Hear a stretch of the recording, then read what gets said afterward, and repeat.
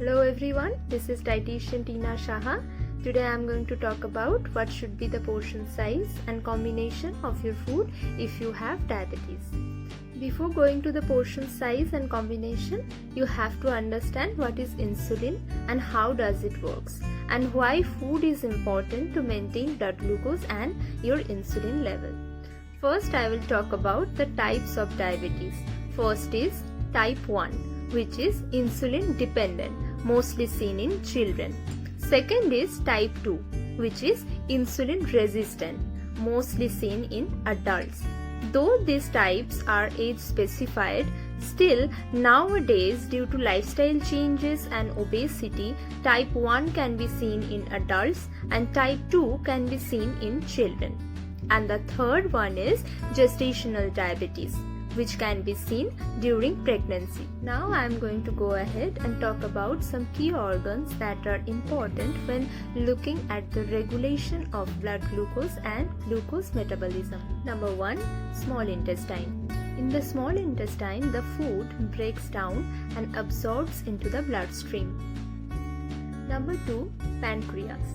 Pancreas produces two hormones. One is insulin from beta cells and another is glucagon from alpha cells. Third is liver. Liver can work in two ways. One is it can store the extra glucose and it can produce glucose whenever needed. Number 4 is muscles. Muscles can store glucose and it can utilize it later whenever glucose is needed for the body. Now I am giving you a brief idea about how the blood glucose level is maintained in a normal individual by these organs. Let's take a typical scenario when a person is having some food. That food enters the digestive system into the small intestine and broken down into glucose and absorbed into the bloodstream. Then the pancreas analyzes the glucose amount into the blood. Now, if the pancreas feels that the blood glucose level is higher, then it produces the hormone insulin. And then insulin gives a signal to the liver and muscles to absorb the extra glucose from the blood and to store the glucose into the cells for future use. As a result, the blood glucose level drops back down to the normal. On the other hand, if the pancreas feels that the blood glucose level is lower, then it produces the hormone glucagon. And then glucagon gives a signal to the liver and muscles to produce glucose and to release the glucose into the blood. As a result, the blood sugar level becomes normal by increasing the glucose production. Now, what will happen if you are in the situation like diabetes? In the type 1, the pancreas is producing less or no insulin, mostly due to virus attack. In the type 2, the insulin is not working properly. Due to poor lifestyle, the cells become insulin resistant. Now, in this situation, if the liver is getting more and more glucose and this never gets depleted, then the person is getting hypoglycemia or the high blood sugar. Next is how the poor lifestyle can cause insulin resistance. When you are eating unhealthy foods every time, your blood sugar level becomes high, and by secreting insulin, your body tries to lower the blood sugar level, and glucagon again tries to increase and balance the blood sugar. It creates a huge spike in your blood sugar level. As a result, your liver and muscle cells become so used to with this signal and they stop responding to the insulin signals. Thus, the insulin resistance occurs. Now, let's understand what should be the combination of your food if you have diabetes. In recent years, a lot of attention has been focused on the fact that many of us are eating too much carbohydrates. There are lots of diet trends which encourage us to drastically reduce the carbohydrates in our diet.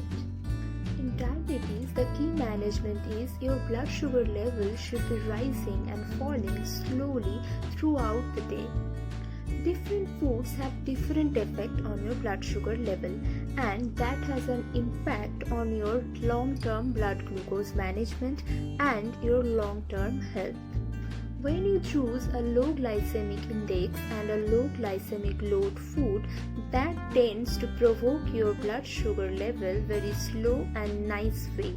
Glycemic index of a food is lower when it contains fiber or when it's eaten in combination with protein and fats.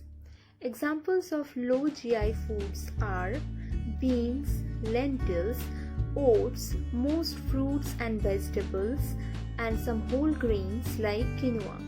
Interestingly, if you can lower the pH of the carb by adding lemon or vinegar, that can also reduce the glycemic index of the food. On the other hand, the foods with high glycemic index and high glycemic load can lead to a more rapid release of your glucose level. Examples of high glycemic foods are some processed and refined form of carbohydrate and sodas. Now let's talk about the portion size of your food. What should be your diabetic plate and how you should eat to make it truly enjoyable. One practical, easy strategy to eat a healthy meal is the plate method. Take your plate and imagine a line in the middle of your plate. Then divide one side in a half. Half of your plate should be colorful vegetables. Ideally, 2 vegetables with 2 different colors. The different colors will give you different nutrients. 1/4 of your plate should be protein. Ideally, your palm size of your own hand, and rest 1/4 of your plate should be carbohydrate. Now the question is, what should be the plate size?